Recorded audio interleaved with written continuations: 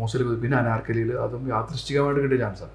ഞാൻ ചോദിച്ചിരുന്നു, പക്ഷേ അതിനകത്ത് അങ്ങനെ ഒരു ക്യാരക്ടർ കിട്ടുമെന്ന് വിചാരിച്ചില്ല. അതും രാജുവേട്ടൻ്റെ കൂടെ കോമ്പിനേഷൻ ഒരു ഡയലോഗ് ഉണ്ട്, 2-3 ഡയലോഗ് പറഞ്ഞിട്ട് ഫേസ് ടു ഫേസ് ഉള്ള സീനാണെന്ന്. അതും ആ സീൻ കാണുമ്പോൾ ഇപ്പോഴും അതൊരു കോമഡി വർക്കൗട്ട് ആവുന്ന സീനാണ്. അത് ആൾക്കാർ പറയുമ്പോൾ ആൾക്കാർക്ക് ഓർമ്മ വരും ആ സീൻ. അതൊരു ഭയങ്കര രസമുള്ള എക്സ്പീരിയൻസ് ആയിരുന്നു.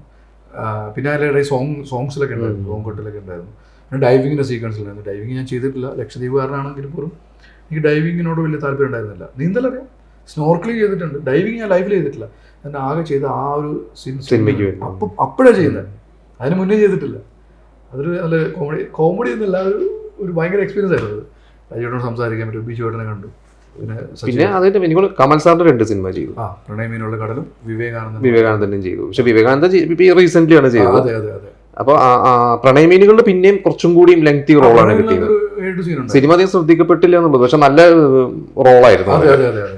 വിവേകാനന്ദനകത്ത് ഒരു സീനാണെങ്കിൽ കൂടിയും അതിൽ ഹീറോയിൻ്റെ ഇൻട്രൊഡക്ഷൻ സീനായിരുന്നു. അതൊരു മൂവി സെറ്റായിരുന്നു. അവള് അതിൽ ഹീറോയിൻ ക്യാരക്ടർ ചെയ്യുന്ന നമ്മുടെ ആർട്ടിസ്റ്റ് ഒരു ജൂനിയർ ആർട്ടിസ്റ്റാണ്. അപ്പോൾ ആ ഷോട്ട് എടുക്കുന്ന ഡയറക്ടറായിരുന്നു ഞാൻ. അപ്പോൾ അത് ഒരു സീൻ. പക്ഷേ സീരിയലിന്റെ ഇറക്കി പോയി മഴവിൽ മനോരമയിലെ സീരിയൽ ചെയ്യായിരുന്നു, സ്വയംവരം എന്ന സീരിയൽ.